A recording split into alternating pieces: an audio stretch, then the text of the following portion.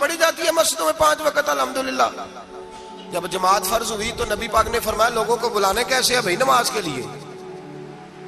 ایک صحابی نے مشورہ دیا یا رسول اللہ خشک گھاس آپ یہ ابھی فصل آئے گی مونجی کی تو اس کے ساتھ وہ جو کیا پرالی کہتے ہیں اپنی زبان میں، وہ جب خشک ہو جاتی ہے نا اس کو آگ لگائیں تو آگ کا لاوا ذرا اونچا جاتا ہے، اونچا۔ صحابہ نے کہا یا رسول اللہ خشک آگ کو آگ لگائیں گے چھت پہ رکھ کے تھوڑی دیر کے لیے، اور یوں کر کے جب وہ اٹھے گی نا تو سارے مدینے میں خبر ہو جائے گی کہ نماز کا وقت ہو گیا ہے۔ حضور نے فرمایا ٹھیک ہے۔ ایک صحابی کہنے لگے یا رسول اللہ صلی اللہ علیہ وسلم اونچا دف رکھ کے زور سے 1-2 دفعہ بجائیں گے لوگوں کو پتا، مختلف باتیں۔ اللہ کے رسول نے فرمایا جاؤ سو جاؤ، سویرے آؤ گے پھر مشورہ کریں گے کیا کرنا ہے۔ اور مالک بھی دیکھے کتنا کریم ہے، جو جماعت کا حکم بھیج سکتا ہے وہ اذان کا نہیں بھیج سکتا، لیکن وہ کہتا ہے لوگ کہیں میرے مصطفیٰ کا دروازہ چھوڑ نہ جائے۔ فرماتا ہے جاؤ میں نے نماز فرض کر دی ہے، طریقہ بھی میرا نبی بتائے گا اور اذان کے سلیقے بھی میرے مصطفیٰ ہی سکھائے گے۔ سویرے صحابہ اٹھ کے آئے تو حضرت عمر فاروق آئے کہنے لگے حضور میں نے خواب دیکھی ہے۔ حضور نے فرمایا تم نے بھی دیکھی ہے اور بھی کئیوں نے دیکھی ہے۔ یا رسول اللہ کیا؟ فرمایا چلو سناؤ۔ ایک صحابی اٹھے کہنے لگے حضور میں نے خواب دیکھی ہے کہ میں ایک بندہ کانوں میں انگلیاں لے کے کھڑا ہے اور کعبے کی طرف منہ کر کے کہہ رہا ہے اللہ اکبر اللہ اکبر اشہد ان لا الہ الا اللہ اشہد ان محمد رسول اللہ حی علی الصلاۃ حی علی وہ یہ کلمات پکار رہا ہے۔ حضور نے فرمایا چل تو بھی سنا۔ کہنے لگا حضور سنانا کیا ہے؟ یہ جو اس نے دیکھا ہے وہی میں نے دیکھا ہے۔ تیسرے سے کہا تو بھی سنا۔ کہا حضور جو اس نے دیکھا ہے وہی میں نے دیکھا ہے۔ چوتھے سے کہا حضور میں نے بھی یہی دیکھا ہے۔ فرمایا تم نے دیکھا نہیں، یہ میرے رب نے تمہیں دکھایا ہے، یہ اللہ نے تمہیں دکھایا ہے۔ فرمایا اب نہ آگ جلے گی نہ یہاں کچھ اور ہوگا، بلکہ میرا بلال چبارے پہ چڑھا کرے گا، مینارے پہ کھڑا ہوا کرے گا، اللہ کا نام بھی پکارے گا اور میرے ترانے بھی پڑھا کرے گا۔ اب اذان ہوگی اور قیامت تک اذان جاری۔ تو اذان کس سے ثابت ہوئی؟ صحابہ کی خواب سے۔ کہاں سے آئی؟ صحابہ کی۔ تو دین میں اگر خواب کوئی اہمیت ہی نہیں رکھتا، اتنا بڑا کام خواب کے ذریعے ہو گیا، تو میرے بھائی خواب کی حیثیت ہے، خواب کو سمجھیں۔ میرے نبی پاک غلاموں کی خواب میں آتے ہیں حضور جلوے۔ اور ایک بات سن لیں، نبی پاک صلی اللہ علیہ وسلم نے فرمایا جس نے خواب میں مجھے دیکھا اس نے مجھے ہی دیکھا ہے۔ شیطان خواب میں بھی آ کے میری صورت نہیں بنا سکتا، جس نے مجھے دیکھا اس نے مجھے۔ اور نبی پاک فرماتے ہیں جس نے مجھے خواب میں دیکھا بڑی جلدی ظاہری طور پہ بھی دیکھے گا۔ ظاہری، میرے اعلیٰ حضرت سے کسی نے پوچھ لیا کہا حضور ظاہری طور پہ کیسے دیکھے گا؟ آپ نے فرمایا پوچھ لو علماء سے۔ کہا حضور آپ بتائیں۔ آپ فرمانے لگے مجھے تو یوں لگتا ہے جس نے خواب میں مصطفیٰ کو دیکھا جب مرنے کا وقت آئے گا تو سامنے رسول اللہ کا چہرہ آ جائے۔ یہ ترجمہ اس حدیث کا کہ جس نے خواب میں دیکھا وہ ظاہری طور پر بھی جب مرنے لگے گا تو سامنے مصطفیٰ کریم کا چہرہ۔ نجم کی ہے خدا آرزو ہے یہی، عاشق زار کی آبرو ہے یہی، موت کے وقت سر ان کے قدموں میں ہو، دید ہوتی رہے دم نکلتا رہے۔ لگتا یہ ہے کہ یہ کام ہوگا۔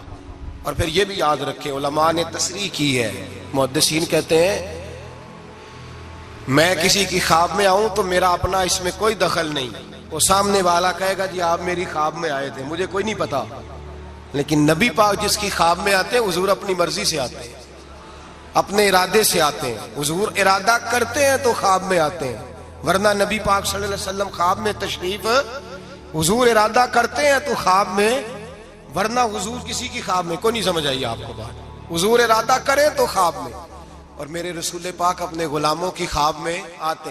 امام سخاوی نے لکھا ہے، علامہ صبوری نے لکھا ہے، مولا علی شیر خدا کرم اللہ تعالی وجہ الکریم، آپ فرماتے ہیں بڑا دیر ہو گئی حضور کے وصال ظاہری کو، کئی سال بیت گئے، لنگ کئی مہینے تے برس گئے، تیری دید نو دیدے ہی ترس گئے۔ فرماتے ہیں دل کرتا تھا حضور کا جلوہ نظر آئے۔ دور تھا حضرت عمر کا، میں درود پڑھتے پڑھتے سو گیا، مجھے خواب میں رسول پاک کا دیدار نصیب ہوا، اور دیدار اس طرح نصیب ہوا کہ اللہ کے رسول فجر کی نماز پڑھا رہے ہیں، میں پیچھے نماز پڑھ رہا ہوں، اور پہلی صف میں 21ویں نمبر پہ میں کھڑا ہوں۔ نبی کریم علیہ الصلوۃ والسلام نے نماز پڑھائی تو مزہ آ گیا۔ نماز کے بعد حضور نے غلاموں کی طرف رخ پھیرا، ایک کھجوروں کا ٹوکرا آیا، اللہ کے رسول کھجوریں نکال نکال کے تقسیم کرنے لگے. 20 صحابہ کو دی تو 21واں نمبر میرا بھی آیا. حضرت علی کہتے ہیں میں خواب دیکھ رہا ہوں, خواب میری وچ ماہی آیا تے میں گل وچ پا لئیاں باواں, ڈر دی ماری اکھ بھی نہ کھولاں کتے پھر بچھڑ نہ جاواں. کہتے ہیں میں نے دیکھا حضور نے کھجور اٹھائی, اس کو صاف کیا, مجھے دی. فرماتے کچھ کھجور کا مزہ, کچھ دست مبارک کا مزہ, کمال ہی ہو گئی, اتنا ذائقہ آیا. حضرت علی فرماتے ہیں دل بڑا کرتا تھا کہ ایک کھجور اور مل جائے, پر سب کو ایک ایک ملی تھی, میں نے مطالبہ نہیں کیا. فرماتے ہیں ابھی کھجور کھا ہی رہا تھا کہ مسجد میں اذان کی آواز آئی. میرے دل سے ہاں نکلی کہ یار کبھی تو ٹھہر جاتا نا, تھوڑی دیر کبھی ٹھہر جاتا نا, ذرا ٹھہر جا مؤذن, میرا دل دہل رہا ہے, تو ذرا ٹھہر جاتا. کہتے ہیں اٹھا, وضو کیا, سنت پڑھی, بوجھل قدموں سے مسجد گیا, پہلی صف میں کونے میں بیٹھ گیا.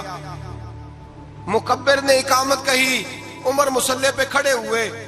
کہتے ہیں میں چونکا اس وقت جب عمر فاروق نے بھی وہی صورتیں شروع کر دیں جو رات خواب میں رسول پاک نے پڑھی تھی. میں بڑا حیران ہوا, نماز مکمل کر کے عمر بھی اسی طرح دیوار سے ٹیک لگا کے صحابہ کی طرف منہ کر کے بیٹھے جیسے نبی پاک بیٹھے تھے. حد ہو گئی کہ کھجوروں کا ٹوکرا بھی آ گیا. کہتے ہیں فاروق اعظم بانٹنے بھی لگے, 21واں نمبر میرا بھی لگ گیا. عمر نے کھجور دی تو ذائقہ بھی بڑا ہی آیا. حضرت علی شیر خدا فرماتے ہیں حضور سے تو ادب کی وجہ سے مانگ نہیں سکا تھا, عمر اپنا یار تھا. ایک کھجور کھائی تو میں نے کہا عمر یار ایک اور دے دے. تو کہتے ہیں فاروق اعظم نے ٹوکری میں ہاتھ رکھا, کھجور صاف کی, میں سمجھا ملنے لگی ہے. عمر نے صاف کر کے اٹھا کے دوسرے صحابی کو دے کے کہنے لگی علی چپ کر یار, اگر رات کو نبی پاک سے دوسری مانگتا تو میں بھی سویرے تجھے دوسری دے دے. حضرت جناب سیدنا علی المرتضیٰ فرماتے عمر بھی رونے لگے اور میں بھی رونے لگا, وہ بھی تڑپے اور میں بھی تڑپا. تو کہنے لگے علی تو کیا سمجھتا ہے, مصطفیٰ نے تیری جولی میں خیرات ڈالی ہے. وہ حبیب رات روضہ انور سے نکلے ہیں تو سب کے گھروں کو روشن کر کے گئے ہیں, وہ میرے اوپر بھی بڑا کرم فرما کے گئے. بھائی حضور جس نے مجھے دیکھا اس نے مجھے ہی دیکھا. حضرت علامہ نورانی رحمت اللہ تعالی علیہ نے ایک دفعہ کہا کہ بھئی تم لوگ زیادتی کرتے ہو, وہاں جن لوگوں کی حکومت ہے عرب میں ان کو للکارا, کہا تم ظلم کرتے ہو, یہ تمہارے عقیدے صحیح نہیں. وہاں ایک شخص نے بڑی غلط کتاب لکھی تھی, اس نے کہا تھا نبی پاک کا جو روضہ ہے گنبد ہے وہ سب سے بڑا بت ہے. علامہ نورانی نے احتجاج کیا تو شور ہو گیا کہ شاید پابندی لگ گئی ہے, یہ مدینے نہیں جا سکتے. تو صحافی جو ہوتے ہیں یہ بال کی کھال اتارتے. نورانی صاحب ایئرپورٹ پہ تھے تو صحافی قریب کیا, کہنے لگا سنا ہے آپ پہ پابندی لگ گئی ہے, وہاں جا نہیں سکتے. آپ فرمانے لگے یہ میرا اور میرے خدا کا معاملہ تم کیوں پوچھتے ہو, میرا اور میرے رسول کا معاملہ تم کیوں پوچھتے ہو, چھوڑو لگ گئی ہے. حالانکہ علامہ نورانی کے والد کی قبر جنت البقیع میں, ان کا سسرال مدینے میں, نورانی صاحب کا نکاح مدینے میں ہوا تھا. مولانا فضل الرحمان علیہ رحمہ کی صاحبزادی علامہ ضیاء الدین مدنی کی پوتی ان کے گھر تھی, ان کا آنا جانا تھا. بودو باشی عربی تھی, بہت بڑے وہاں کے وہ باشی تھے, بہت سارا ان کا خاندان نیشنل تھا عرب کا. کہا جناب پہ پابندی لگ گئی ہے. کہنے لگے یار میرا اور نبی پاک کا معاملہ ہے, تم کون ہوتے ہو. لیکن بات چھوڑ ہی نہیں رہے تھے, بار بار بات ہوتی. وہ کہتے تم کوئی اور سیاسی بات کرو, ملک کی بات, بار بار بات ہوتی. صحافی نے پکڑ ہی لیا, کہنے لگا علامہ بتانا پڑے گا, آپ تو حضور سے محبت کا دعویٰ کرتے ہیں اور آپ لوگوں کا خیال ہے کہ سال میں مدینے چکر نہ لگے تو سال نہیں گزرتا. اتنے عشق کا دعویٰ اور پابندی لگ گئی ہے تو کیسے جاؤ گے. تو علامہ نورانی نے صحافیوں کے بیچ کھڑے ہوئے موٹا جملہ کہہ دیا, بڑی بات کہہ دی. پلٹ کے دیکھا, کہنے لگے میں نے وضو کیا ہے اور 66 سال سے ہر سال مصلی رسول پہ کھڑے ہو کے قرآن سناتا ہوں, اور زندگی میں کوئی بڑے سے بڑا آدمی 36 سال سیاست کے باوجود 1 روپے کی کرپشن کا الزام نہیں لگا سکا. میں کرائے کے مکان میں رہ کے وقت گزارنے والا شخص ہوں, میں فقیر مصطفیٰ ہوں, تم کیوں اس طرح کے سوال کرتے ہو. کہنے لگے مولانا بتائیں, پھر بتاتے کیوں نہیں. آپ فرمانے لگے سنو, پھر میرا باپ احمد رضا بریلوی علیہ رحمہ کا خلیفہ ہے, ہم کوئی معمولی لوگ نہیں ہیں. میرے مدینے جانے پہ پابندی ہے تو کیا ہوا, میرے ہی مدینے جانے پہ پابندی ہے نا, نبی پاک کے پاکستان آنے پہ تو کوئی پابندی نہیں نا, رسول اللہ کے آنے پہ تو کوئی پابندی نہیں نا. فرمایا ہم عشق کے بندے ہیں, کیوں بات بڑھائی ہے. میں ایک دفعہ رو کے درود پڑھوں گا, میرا نبی مجھے دیدار کرا جایا کرے, میرے گھر میں آ کے حضور دیدار کرا دیں گے. ہم کوئی معمولی لوگ نہیں. تر دامنی پہ شیخ ہماری نہ جائیے, ہم دامن نچوڑ دیں تو فرشتے وضو کریں. اور صحابی کہنے لگا میں نے بھی ساری زندگی سیاستدان دیکھے, دنیا دیکھی, اور میں تو پینٹ کوٹ پہن کے انٹرویو لینے آیا تھا, لیکن مولانا کی بات دل سے ٹکرائی. مجھے کبھی نہیں پتا تھا کہ محبت رسول کیا ہوتی ہے. میرے بھی آنسو نکل گئے اور میں بھی پلٹ کے مولانا کے ہاتھ چومنے لگا. میں نے کہا مولانا اگر آپ کے جملوں میں اعتماد ہے تو آپ کے عقیدے میں کتنا اعتماد ہوگا, نظریے میں کتنا حسن ہوگا. اعلیٰ حضرت کہتے ہیں واللہ وہ سن لیں گے اور فریاد کو پہنچیں گے ہم. اتنا تو ہو کوئی فریاد کرے دل سے. میرے رسول کریم سید عالم صلی اللہ علیہ وسلم اپنے غلاموں پہ کرم فرماتے. شاہ ولی اللہ محدث دہلوی ہندوستان میں جتنے مکاتب فکر ہیں سب کے متفقہ پیشوا ہے شاہ ولی اللہ. جو بھی کسی مکتبہ فکر سے تعلق رکھتا ہے شاہ ولی اللہ صاحب سے اس کا سلسلہ حدیث ملتا ہے. شاہ ولی اللہ صاحب کہتے ہیں میرے ابا جی شاہ عبد الرحیم محدث دہلوی بیمار ہو گئے. ساری زندگی نبی پاک کا دین پڑھایا, ساری زندگی حضور کے فرمان سے لوگوں کو آگاہ کیا, قرآن و سنت کا درس دیا, فالج ہو گیا, لوگ باتیں کرنے لگے. کہتے ہیں میرے والد صاحب کہتے ہیں میں رونے لگا کہ یا رسول اللہ میں کسی اور کا تو نہیں, میں تو آپ کا ہوں, نظر کرم ہونی چاہیے. فرماتے ہیں میرے والد گرامی کہ اچانک میرے گھر میں روشنی پھیلنے لگی, خوشبو آنے لگی, اور میرے استاد گرامی شاہ عبد العزیز محدث دہلوی خواب میں آئے. کہنے لگے عبد الرحیم یہ چارپائی سیدھی کر, جس طرف تیری چارپائی کے پیر ہے یہ دروازہ اس طرف کھلتا ہے, جلدی سے سائیڈ بدل. کہتے ہیں میں نے فٹافٹ شاگردوں سے کہا سائیڈ بدل دی. میں نے کہا استاد جی کیا ہونے لگا ہے؟ کہنے لگے تیرے گھر میں رسول اللہ تشریف لا رہے ہیں, نبی پاک کی جلوہ فرمائی کا وقت ہے. انفاس العارفین میں شاہ ولی اللہ میں نے اس آدمی کی بات چھیڑی ہے جو سب کے متفقہ ہے. کہتے ہیں اندر آئے, نور آیا, روشنی آئی, خوشبو آئی. شاہ عبد الرحیم صاحب کہتے ہیں میں کیا دیکھتا ہوں, مصطفیٰ کریم آئے ہیں. ایک طرف ابو بکر صدیق ہے, دوسری جانب مولا علی شیر خدا ہے. فرماتے حضور تشریف لائے, اپنا کوئی ملے تو دکھ سارے یاد آ جاتے ہیں. کہتے ہیں وہ بیماری کا دکھ, ایک تنہائی, ایک غربت, ایک بیماری, ایک بڑھاپا, ایک لوگوں کے تانے. حضور کو دیکھا نا تو میرے آنسو دریا کی طرح بہے. کہتے ہیں رسول پاک میرے قریب آئے, میں فالج زدہ تھا, اٹھ نہیں سکتا تھا. چارپائی پہ بیٹھے بیٹھے میں نے حضور کے سینے پہ سر رکھ دیا اور رونے لگا. میرے آنسو حضور کے کرتے پہ گرنے لگے. کہتے ہیں نبی پاک کی داڑھی مبارک میرے چہرے سے لگنے لگی. اتنی تسلی دی محبوب نے, اتنی تسلی دی کہ فرماتے اگلے پچھلے سارے غم ہی میں بھول گیا. مجھے لگا کہ دنیا کا خوش قسمت خوش نصیب شخص میں ہوں اور مجھے فرشتے جن اور انسان سلامی دینے آ رہے ہیں. شاہ عبد الرحیم صاحب کہتے ہیں جہاں جہاں درد تھی نبی پاک نے دستے شفا پھیرنا شروع کیا. کہتے ہیں ہاتھ حضور کا لگتا گیا, شفائیں اللہ عطا فرماتا گیا. فرماتے شفائیں دوڑ گئیں, خوشبوئیں پھیل گئیں, طاقتیں آ گئیں. فرماتے حضور نے تھپکی دی, کہا بس کر دے, میں آج ہو گیا ہوں, میں آج ہو گیا ہوں. تسلی دی مصطفیٰ کریم, تسلی. خواب میری وچ آیا ماہی, میں اودے گل وچ پا لئیاں باواں, پھر ڈر دی ماری اکھ بھی نہ کھولاں, کتے پھر وچھڑ نہ جاواں. چر ہویا مینوں ترلے لیندیاں, کدی موڑ میرے ول واگاں. خواب میری وچ ایک وار جے آویں میں ساری عمر نہ جاگا. کہا نبی پاک بس کرنا, آج ہو گیا ہوں. کہتے میرا دل کیا کہ حضور جا رہے ہیں تو کوئی تحفہ ہی عطا کر دے. اور پھر دل کیا کہ کبھی حضور اپنی داڑھی کے 2 بال مبارک منہ مبارک دے دے تو میرے نصیب چمک جائے. کہتے میرے دل میں خیال تھا, قربان جاؤں میرے رسول پاک نے یوں داڑھی پہ ہاتھ پھیرا اور 2 منہ مبارک اتارے. فرمایا چل یار فکر نہ کر, تو رکھ لے. کہتے حضور نے مجھے دیے. اللہ کے حبیب جانے لگے, دروازے تک پہنچے تو میں نے اپنی چارپائی کو ٹٹولا تو بال ہی نہیں. میرے دل میں خیال آیا منہ مبارک کہاں گئے. کہتے ہیں نبی پاک نے رخ پھیرا اور حضور نے فرمایا تکیہ اٹھا کے دیکھ, میں نے تیرے تکیے کے نیچے رکھ دیے, تکیہ اٹھا کے دیکھ. فرماتے حضور چلے گئے. سویرے چنگا بھلا اٹھ کے چلنے لگا تو لوگ کہنے لگے یہ کرشمہ کیسے ہوا. میں نے کہا اس نے شفا دی ہے, جو شفا دینے والے کا محبوب ہے, جو شفا دینے والے کا حضور علیہ السلام کا دست مبارک پھرا ہے, شفا ہو گئی. اور میں نے کہا دلیل یہ ہے کہ مصطفیٰ یہ اپنے 2 بال مبارک بھی دے گئے.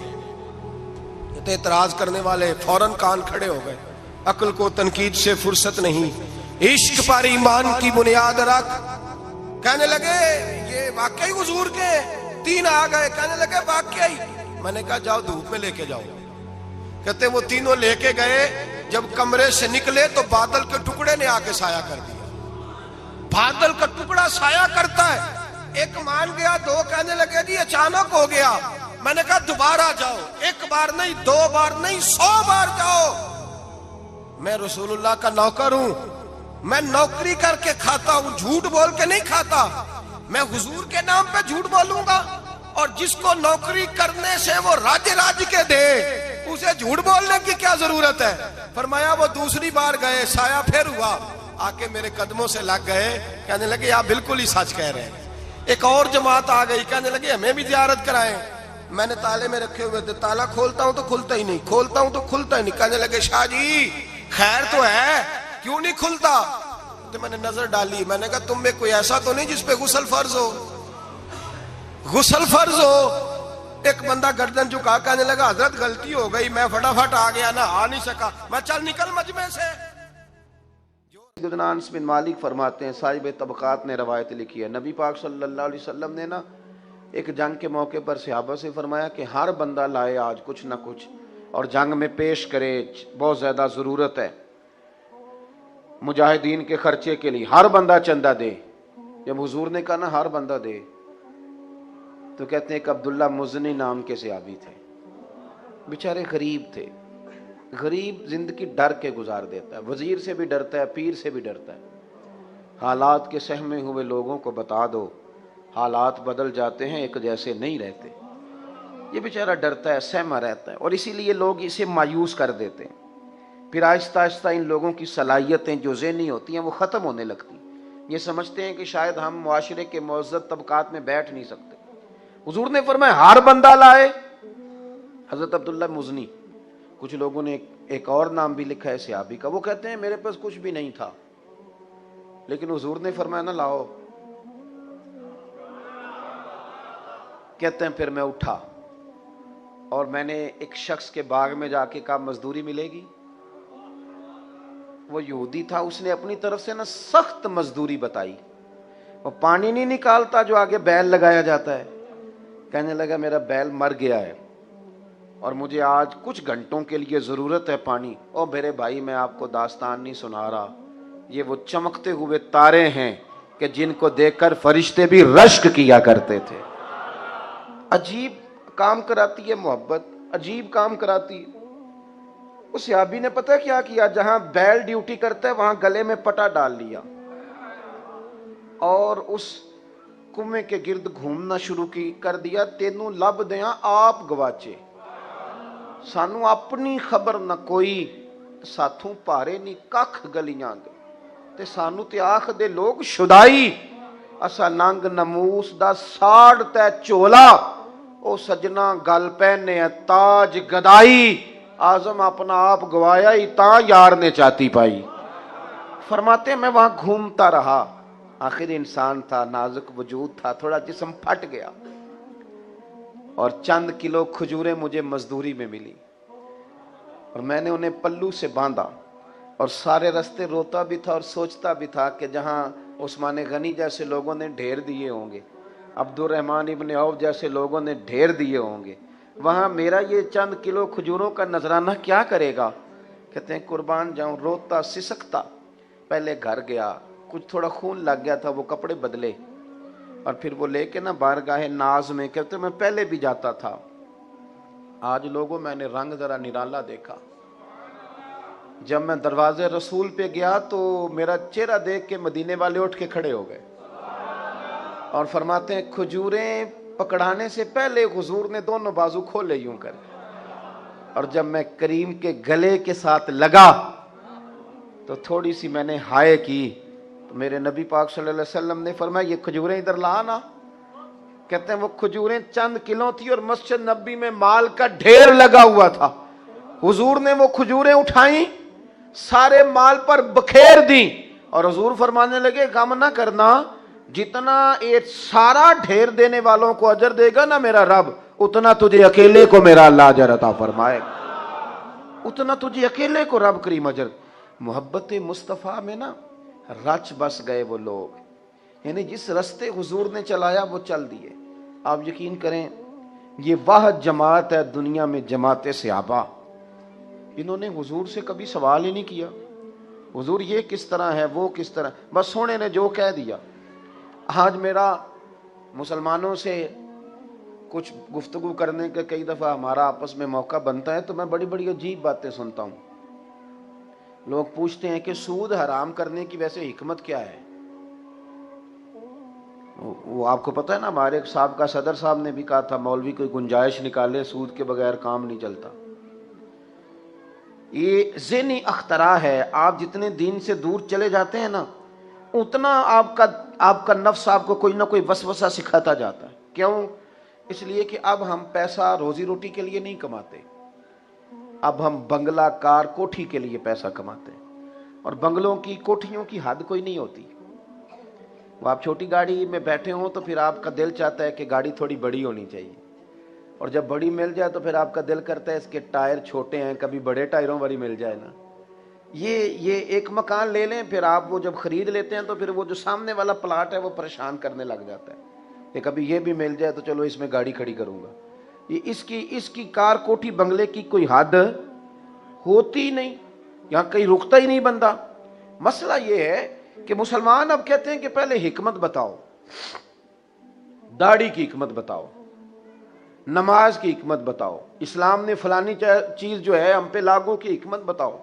चलें, हर हुक्म की हिकमतें हैं, हर आलिम अपने इल्म के मुताबिक उसकी वजाहत करेगा। पर मैं यहाँ एक सवाल उठाता हूँ। मैं कहता हूँ कि आपने अपने गुलाम को, मुलाजिम को, नौकर को कहा कि 1000 रुपये की चीनी लेके आ, उसने आपसे कहा कि पहले हिकमत बताएं, 200 की मंगा लें, उससे भी तो काम चल जाता है ना। मेरा ख्याल है आप मान लेंगे उसकी बात। बोलिए, क्यों नहीं मानेंगे? आप कहेंगे गुलाम होके तू कहानियां सुनाता है, तू ना जिस काम के पैसे लेता है वो है बात मानना। ये 1000 रुपया ले और जा के ना वहां से चीनी लेके आ, कहानी ना सुना। जो गुलाम होते हैं वो गुलामी करते हैं, वो हिकमत नहीं पूछते, दलील नहीं पूछते, गुलाम जो हो गए। को नहीं समझ आई आपको मेरी बात? ओ भाई, गुलाम गुलामी करते हैं, वो हिकमतें। तो जनाब सालबा बैठे थे, फरमाया फलां को बुला के लाओ। जब बुलाने गए तो रास्ते में औरत पे नजर पड़ी। पहली नजर तो माफ है, लेकिन दोबारा देख बैठे। दोबारा नजर पड़ी तो परेशान हो गए। ख्याल आया मैंने तो खयानत किया अपने नबी पाक से, हुजूर ने तो मना किया ये काम करने से। अब वापस हुजूर के पास नहीं आए, जंगल में चले गए। इब्ने कदामा ने किताबु तव्वाबीन में इस रवायत को लिखा है। कहते 40 दिन वो पहाड़ों में रोते रहे कि या अल्लाह मुझसे गलती हो गई। कितने दिन? अब हमारा शुगल है, इसको लोग गुनाह ही नहीं समझते। बदनिगाही तो कोई गुनाह ही नहीं, अब तो ये शुगल है। अब तो हमारे यहाँ माज़ अल्लाह ताला सियाने बयाने बंदे बीच बैठे होते हैं जब ये बातें हो रही होती, ये शुगल है हमारा।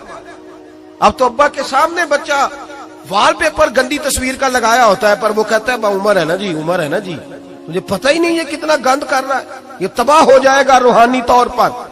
अगर ये गंद देखने में उलझ गया तो इमाम शाफी का फतवा है, जिसकी नजर गंदी होती है उसका हाफजा कमजोर होता है, वो कोई बड़ा काम नहीं कर सकता, वो नफ्सियात का मरीज हो जाता है जो गंदी नजर वाला आदमी होता है।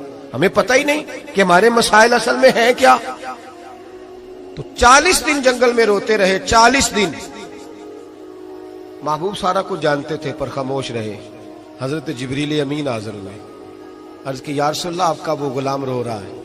रब कहता उसे बुला ले, मैंने उसका गुनाह माफ कर दिया है। तो नबी पाक सल्लल्लाहु अलैहि वसल्लम ने हजरत मौला अली शेर खुदा जनाब सलमान फारसी को भेजा, फरमाया फलां जगह है, ले आओ। कहते जब हम गए तो 2 पहाड़ों के दरमियान जनाब सालबा तड़प के रो रहे, हमें देख के और रोए। कहने लगे अली मेरे बारे में कोई आयत तो नहीं नाज़िल हो गई?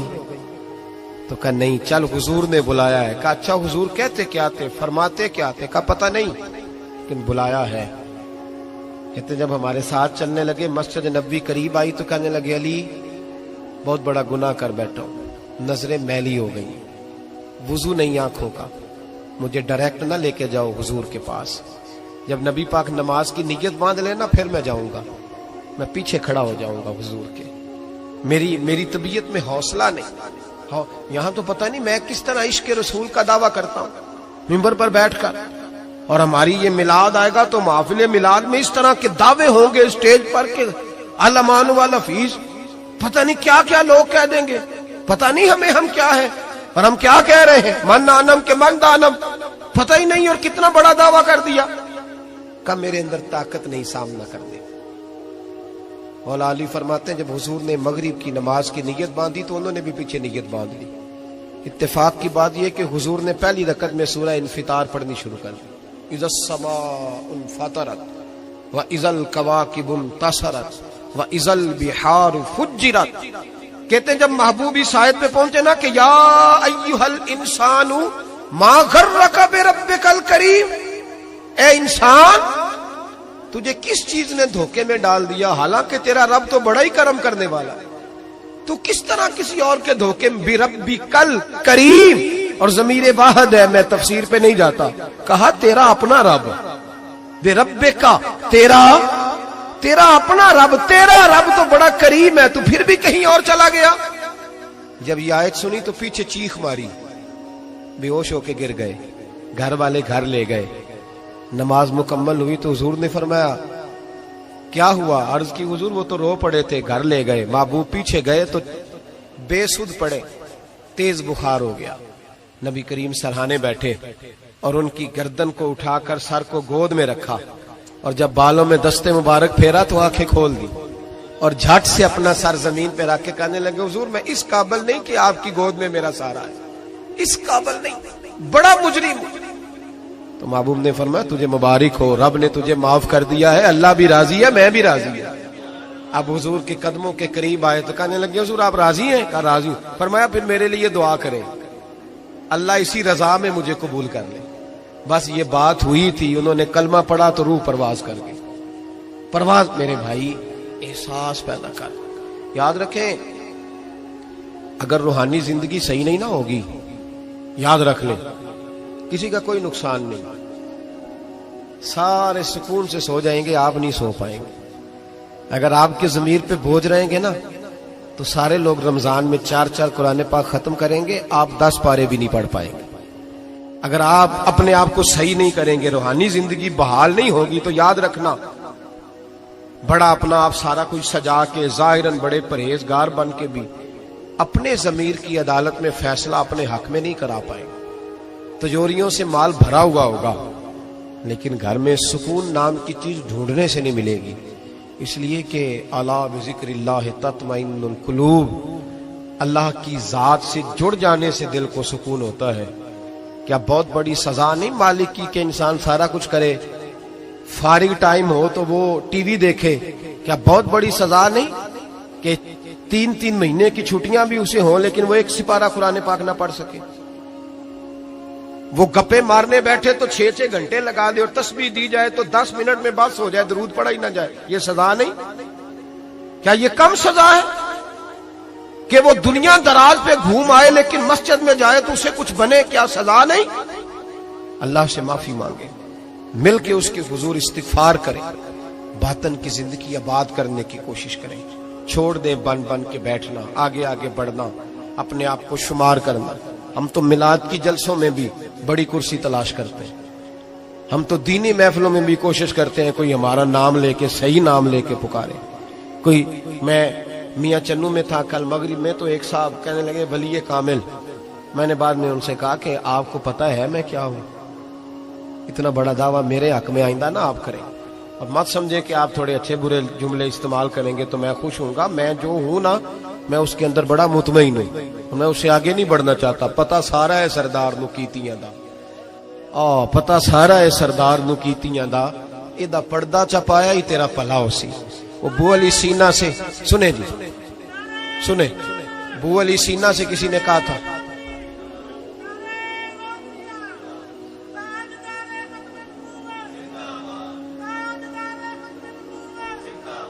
اب ان کی اس بات پر اور اس عمل پر ایک شعر سن لے میاں محمد بخش صاحب کا۔ میاں صاحب کہا کرتے تھے جتن جتن ہر کوئی کھیڈے تو ہارن کھیڈ فقیرہ۔ جتن جتن یہ تو ساری دنیا کرتی ہے نا کہ میں جیتنے جا رہا ہوں، کہتے ہیں جتن جتن ہر کوئی کھیڈے، جتن جتن ہر کوئی کھیڈے تو ہارن کھیڈ فقیرا، جتن دا مل کوڈی پیندا ہی ہارن دا مل ہیرا، جتن دا مل کوڈی۔ ابو علی سینا سے کسی نے کہا کہ کیا محسوس کرتے ہو، آج کل کچھ حالات بہتر ہے؟ تو ابو علی سینا چونکہ حضرت ابو الحسن خرقانی کے مرید تھے، ہاں سائنسدان ہونے کے ساتھ ساتھ صوفی تھے، درویش تھے، تو ابو علی سینا کہنے لگے کیا کہتے ہو، حالات کس طرح کے؟ کہنے لگے مجھے اپنے گناہوں کا پتہ ہے، اتنے بڑے گناہوں کے باوجود میری پردہ دھری نہیں ہو رہی، یہ تھوڑا انعام ہے اللہ تعالیٰ کا، اور اسی زمین پر اس کی نافرمانی کرتا ہوں، اس نے رہنے کے لیے جگہ دی ہوئی ہے، تھوڑا احسان ہے اس کا۔ میں صبح سے شام تک کتنی نافرمانیاں کرتا ہوں، پھر بھی پیٹ بھر کے روٹی دیتا ہے، یہ تھوڑا احسان ہے۔ تو کہہ رہے آگے بڑھا ہے کہ نہیں، یہ بڑی بات ہے کہ اس نے زمین پہ رکھا۔ اعلیٰ حضرت فاضل بریلوی کے والد مولانا نقی علی خان صاحب رحمت اللہ تعالی علیہ، امام المتکلمین، ان کے حالات میں لکھا ہے، ایک آدمی کو آپ نے نا جگہ دی، کو 10 مرلے آپ کا پلاٹ تھا یا 5 مرلے کا، اس نے کہا حضور کچھ دنوں کے لیے چاہیے، تو آپ نے وہ جگہ ان کو دے دی، جیسے محلے دار دوست کو شادی بھی ہے، تو 10-15 دن کے بعد چابی مانگی، انہوں نے دے دی، تو کچھ درخت انہوں نے کاٹ لیے، کچھ اپنی مرضی کی ترمیم کر لی۔ تو مولانا نقی علی خان صاحب رحمت اللہ علیہ ناراض ہو گئے، فرمانے لگے میری زمین تھی، مجھ سے پوچھ تو لیتے، کوئی تبدیلی کرنی، تم پتہ نہیں میری مرضی کے خلاف تم نے میرے پلاٹ پر یہ کیوں تبدیلی کی؟ یہ اس آدمی کو کہہ کے نا تو 2 منٹ گزرے تو چیخ مار کے رو پڑے۔ کہنے لگا حضور کیا ہوا؟ فرمانے لگے سوچتا ہوں میری 10 مرلے کی زمین پر میں نے تمہیں اپنی مرضی نہیں کرنے دی، اور میں روز اللہ کی زمین پر اپنی مرضی کرتا ہوں، روز رب کی، یہ خیال آ گیا۔ فرمانے لگے جاؤ بھائی جاؤ، مجھ سے غلطی ہو گئی، جاؤ۔ یہ سوچ جب پیدا ہوتی ہے پھر بندہ روز نکھرتا ہے، پھر روز وہ غسل کرتا ہے باطن کا، پھر روز ہر جگہ سے اسے نیا سے نیا سبق ملتا ہے۔ بڑا بندہ وہ نہیں ہوتا جو 20-30 کاریں لے کے چلتا ہے، بڑا وہ ہوتا ہے جو کسی اور کو بڑا سمجھتا ہے، جو اپنے آپ کو چھوٹا سمجھتا ہے۔ میرے نبی پاک فرماتے ہیں اللہ اسے بڑائیاں عطا فرما دے۔ ترمذی میں حدیث ہے۔ آج کا سبق، آج کا پیغام یہ ہے کہ تزکیے کی کوشش کریں۔ وَإِنَّكَ لَعَلَىٰ خُلُقٍ عَظِيمٍ، خلق عظیم جو اللہ نے ہمارے نبی کو دیے اور حضور نے ہمیں عطا فرمائے، محبوب کے صدقے اس طرف جائیں، کردار میں اعلیٰ پن پیدا کر۔ الذی خلق الموت والحیات لیبلوکم ایکم احسن عملا، اللہ فرماتے ہیں کہ میں نے موت اور حیات اس لیے پیدا کی ہے کہ تمہارے عمل کی کوالٹی چیک کی جائے۔ انڈسٹری میں جب مال بنتا ہے نا تو اس کی کوالٹی چیک کی جاتی ہے، یہ عام ہے، یہ خام ہے، یہ وی آئی پی ہے، یہ وی آئی پی ہے۔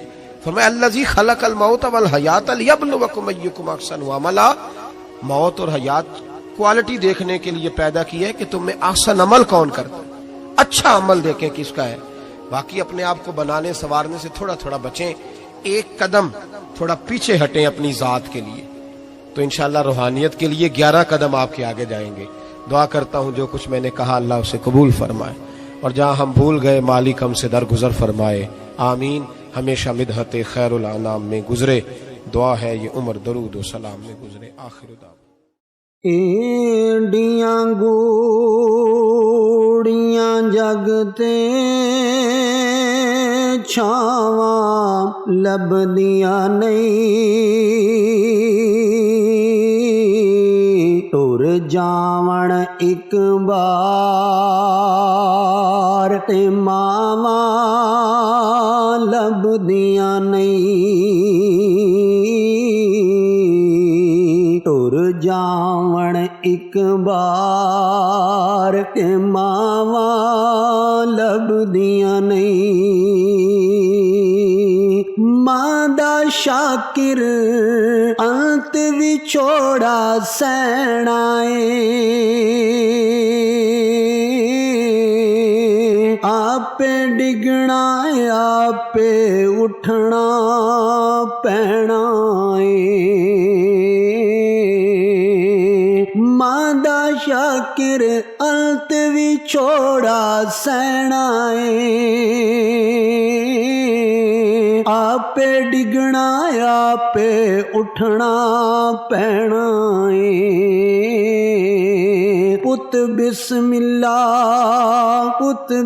اللہ دیاں ڈھیر صداواں لبدیاں نہیں،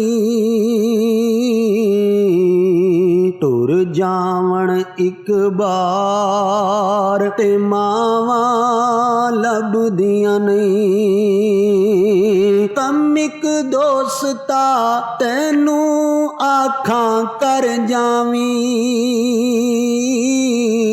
ਮਾਂ ਦੇ ਮਰਨ ਤੂੰ ਪਹਿਲਾਂ ਪਹਿਲਾਂ ਮਰ ਜਾਵੀਂ। ਕੰਮ ਇੱਕ ਦੋਸਤਾ ਤੈਨੂੰ ਆਖਾਂ ਕਰ ਜਾਵੀਂ, ਮਾਂ ਦੇ ਮਰਨ ਤੂੰ ਪਹਿਲਾਂ ਪਹਿਲਾਂ ਮਰ ਜਾਵੀਂ। ਫਿਰ ਉਹ ਮਰਨ ਨੂੰ ਥਾਵਾਂ ਲੱਭਦੀਆਂ ਨਹੀਂ। ਟੁਰ ਜਾਵਣ ਇੱਕ ਬਾਰ ਤੇ ਮਾਵਾਂ ਲੱਭਦੀਆਂ ਨਹੀਂ। ਅੱਧੀ ਰਾਤੀ ਖੜਕੇ ਕੁੰਡਾ ਖੋਲਦੀਆਂ, ਮੂੰਹ ਚੋਂ ਯਾਰੋ ਉਹ ਨਹੀਂ ਉਫ ਵੀ ਬੋਲਦੀਆਂ। ਅੱਧੀ ਰਾਤੀ ਖੜਕੇ ਕੁੰਡਾ ਖੋਲਦੀਆਂ, ਮੂੰਹ ਚੋਂ ਯਾਰੋ ਉਹ ਨਹੀਂ ਉਫ ਵੀ ਬੋਲਦੀਆਂ। ਹੋਰ ਕਿਸੇ ਤੂੰ ਇੰਜ ਵਫਾਵਾਂ ਲੱਭਦੀਆਂ ਨਹੀਂ। ਟੁਰ ਜਾਵਣ ਇੱਕ ਬਾਰ ਤੇ ਮਾਵਾਂ ਲੱਭਦੀਆਂ ਨਹੀਂ।